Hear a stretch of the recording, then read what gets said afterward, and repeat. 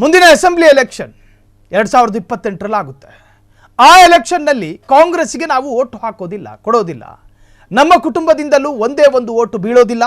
ರೊಚ್ಚಿಗೆದ್ದ ದರ್ಶನ್ ಅಭಿಮಾನಿಗಳಿಂದ ಮಹಾಶಪಥ ಇದೊಂದು ಬಾಕಿ ಇತ್ತು. ಎಲ್ಲವನ್ನೂ ಇಟ್ಟಿದ್ದೀವಿ, ಇದೊಂದನ್ನ ಎಲ್ಲಿಡ್ಲಿ ಅಂದಂಗೆ ಆಯ್ತಿದ್ರು. ಥ್ರೆಟ್ ಮಾಡ್ತೀರೇನು ಸರ್ಕಾರಕ್ಕೆ? ರೊಚ್ಚಿಗೆದ್ದ ದರ್ಶನ್ ಅಭಿಮಾನಿಗಳಿಂದ ಮಹಾಶಪಥ. ದರ್ಶನ್ ಜೈಲಿಗೆ ಹೋಗಲು ಕಾಂಗ್ರೆಸ್ ಸರ್ಕಾರ ಕಾರಣ. ಅಧಿಕಾರ ಇದೆ, ವಿಮರ್ಶೆ ಮಾಡಬಹುದು, ಸರ್ಕಾರಕ್ಕೆ ಬಹಿರಂಗವಾಗಿ ಹೇಳ್ಬೋದು ನಮ್ಮ ಮತ ನಿಮಗಿಲ್ಲ ಅಂತ ಹೇಳಿ. ಇದಕ್ಕೆ ಹಕ್ಕಿದೆ. ದಚ್ಚು ಅಭಿಮಾನಿಗಳು ಶಪಥ ಮಾಡಿರುವ ವಿಡಿಯೋ ವೈರಲ್ ಆಗಿದೆ. ಆದರೆ ನೀವು ತೆಗೆದುಕೊಳ್ಳುವ ನಿರ್ಧಾರಗಳೆಲ್ಲವೂ ಕೂಡ ಆ ಮನುಷ್ಯನಿಗೆ ಮಹಾವಿಘ್ನದಂತ ಕಾಡುತ್ತಯ್ಯ. ಸುಮ್ಮನಿದ್ದು ಬಿಡಿ ಒಂದು 6 ತಿಂಗಳು. ರಾಜ್ಯದಲ್ಲಿ 106 ಕೊಲೆಗಳು ನಡೆದಿದ್ದಾವೆ.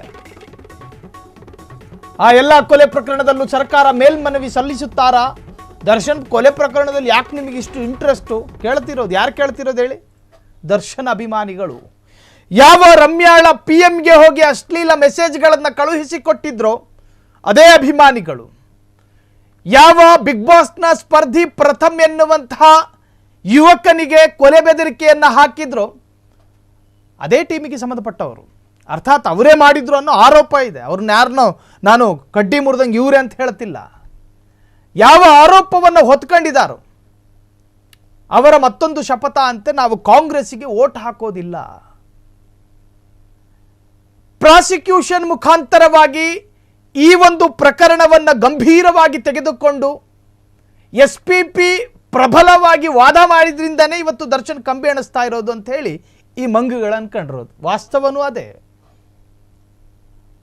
ಕೊಲೆ ಮಾಡಿದವನಿಗೆ ಜೈಲಿಗೆ ಕರ್ಕೊಂಡು ಹೋಗದಲ್ಲಿ ಏನು ತುಲಾಭಾರ ಮಾಡ್ಬಿಟ್ಟು ಕೂರಿಸ್ಬೇಕೇನು?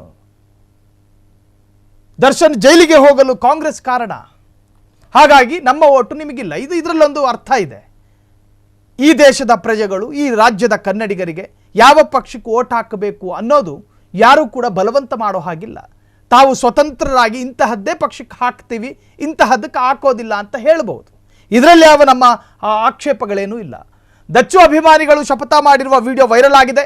ರೇಣುಕಾಸ್ವಾಮಿ ಹತ್ಯೆ ಪ್ರಕರಣದಲ್ಲಿ ಜೈಲು ಪಾಲಾಗಿರತಕ್ಕಂತಹ ದರ್ಶನ್, ರಾಜ್ಯದಲ್ಲಿ 106 ಕೊಲೆಗಳು ನಡೆದಿದ್ದಾವೆ. ಆ ಎಲ್ಲ ಕೊಲೆ ಪ್ರಕರಣದಲ್ಲೂ ಕೂಡ ಸರ್ಕಾರ ಮೇಲ್ಮನವಿ ಸಲ್ಲಿಸುತ್ತಾರಾ? ಕಾಂಗ್ರೆಸ್ ಸರ್ಕಾರ ದರ್ಶನ್ ವಿಚಾರದಲ್ಲಿ ಮಾತ್ರ ಆಸಕ್ತಿಯನ್ನು ತೋರಿಸ್ತಾ ಇದೆ. ಮುಂದಿನ ಚುನಾವಣೆಯಲ್ಲಿ ತಕ್ಕ ಪಾಠ ಕಲಿಸುತ್ತೇವೆ ಎಂದ ಅಭಿಮಾನಿಗಳು.